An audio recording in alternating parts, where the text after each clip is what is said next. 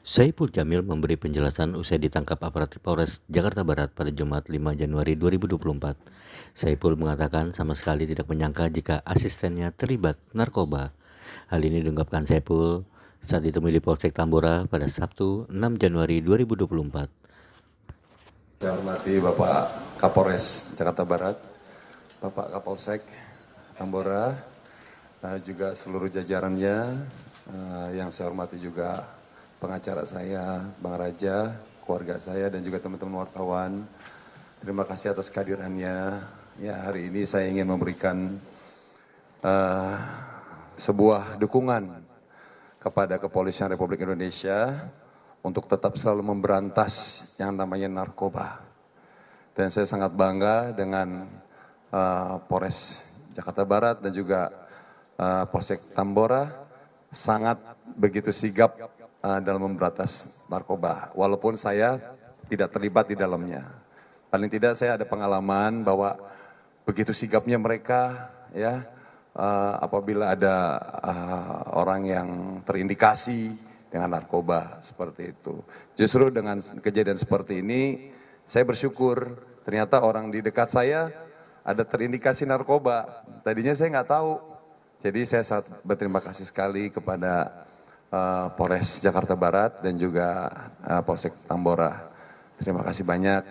Jadi saya juga sempat nggak percaya kalau ternyata asisten pribadi saya dia salah satu pemakai narkoba gitu. Dan alhamdulillah atas izin Allah saya dari mulai kecil sampai usia saya sekarang tidak pernah yang namanya menyentuh narkoba. Sedikit pun, setetes pun, seapapun tidak pernah di dalam tubuh saya. Dan saya akan siap mendukung Kepolisian Republik Indonesia untuk memberantas narkoba yang ada di Indonesia. Itu saja, terima kasih.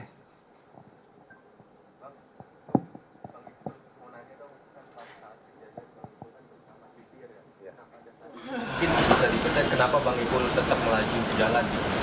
Baik, ya jadi gini, saya itu pertanyaan sangat bagus karena terus terang saya merasa tidak punya salah, saya merasa tidak punya dosa, tiba-tiba ada motor sebelah kiri nyuruh saya berhenti, tapi dengan cara yang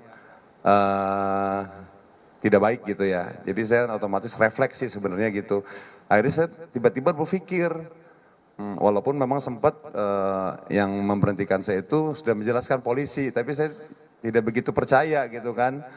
Masa polisi seperti ini itu urusannya apa dengan saya gitu. Sedangkan semua perlengkapan lengkap, ya kan, plat nomor aman gitu kan. Saya juga nggak ada narkoba, nggak ada apa gitu. Jadi saya takut. Nah saya di situ justru cari perlindungan, mau cari kantor polisi. Karena yang ngegedor saya ngaku polisi. Di situ saya makanya saya jerit, saya bilang, akhirnya saya berpikiran negatif, saya mohon maaf banget kepada tim dari Polsek Tambora yang saya tiba-tiba udah berpikir negatif, saya pikir begal. Makanya saya teriak-teriak, begal tolong ini Saipul Jamil, sampai teriak begitu, meyakinkan masyarakat bahwa saya benar dalam keadaan lagi apa namanya, ya lagi minta tolong gitu. Itu aja sih mungkin salah satu alasan saya kenapa saya terus melaju, karena saya lagi mau cari kantor polisi. Saking takutnya, padahal saya ingat gitu bahwa di ujung jalan tuh ada Polres yang begitu bagus, ada masjidnya, tapi begitu kondisi pada saat itu saya ngeblank gitu. Jadi saya cari perlindungan, seperti itu aja.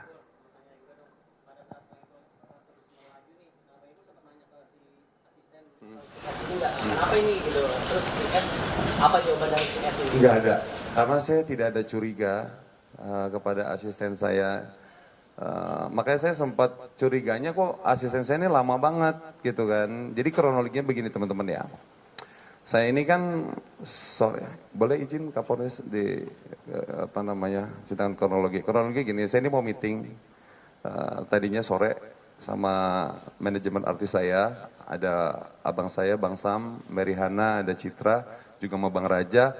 Tiba-tiba asisten saya ini melihat waktu begitu luang, dia bilang, Bang gimana sebelum kita ke tempat meeting, ke tempat ibu saya dulu, dia bilang begitu. Ini kan ada perlengkapan di rumah nih, ada panci, ada penggorengan nggak kepake, ada pada mubazir bekarat minum buat ibu saya. Nah, ngedengar kata ibu kan saya merasa terenyuh kan. Dan saya juga melihat asisten saya ini nih, selama kerja sama saya ini tidak pernah mengecewakan.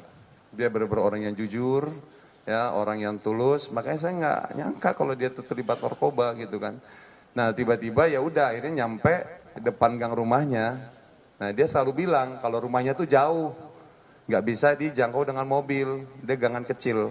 Ya udah akhirnya saya dropin dia di situ, di tempat biasa saya dropin. Nah, saya tunggu di masjid, gitu di masjid. Itu jam 2 siang, jam 2 siang. Saya tungguin kok sampai jam 3 lama banget ini ngedrop panci penggorengan gitu. Tapi saya sama sekali nggak ada berpikir negatif kalau dia tuh sedang melakukan hal-hal yang melanggar hukum gitu. Jadi setelah dia udah nyampe jam 3 saya ingat banget tuh karena saya di situ saya wudhu rencana mau sholat di daerah Jakarta Barat. Tiba-tiba di perjalanannya itu ada teman-teman dari kepolisian yang menyuruh saya stop. Situlah kejadiannya seperti itu.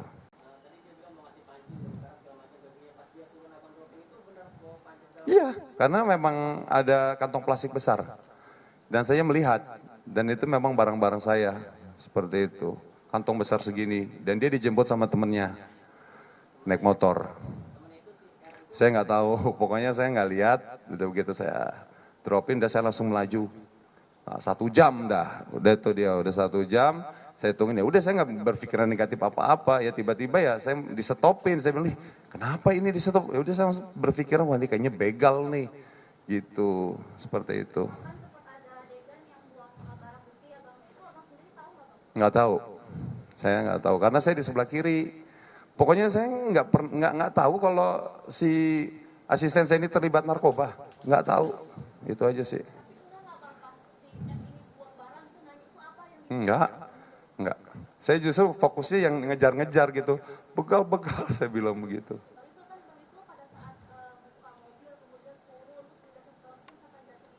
Bawah terus ada orang pakai begal.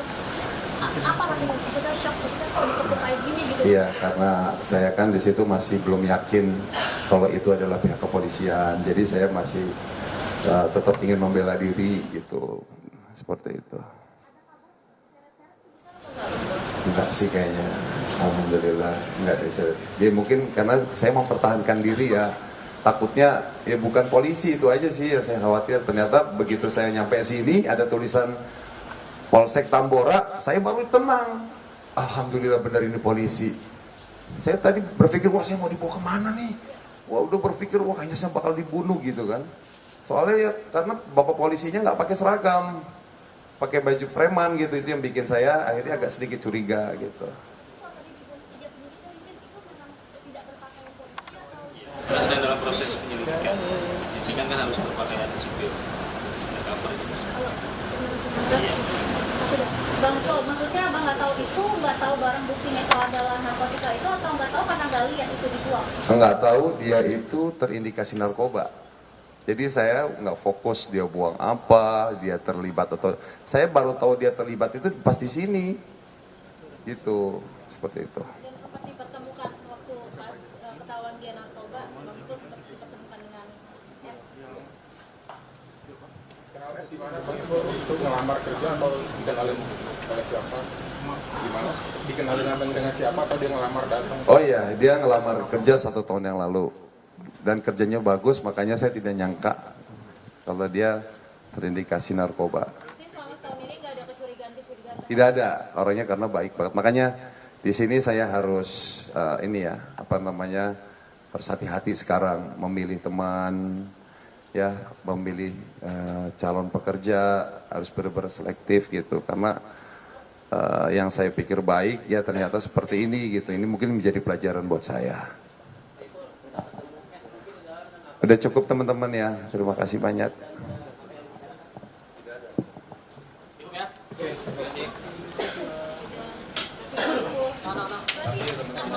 udah bebas ya bang? Udah bebas dari sini?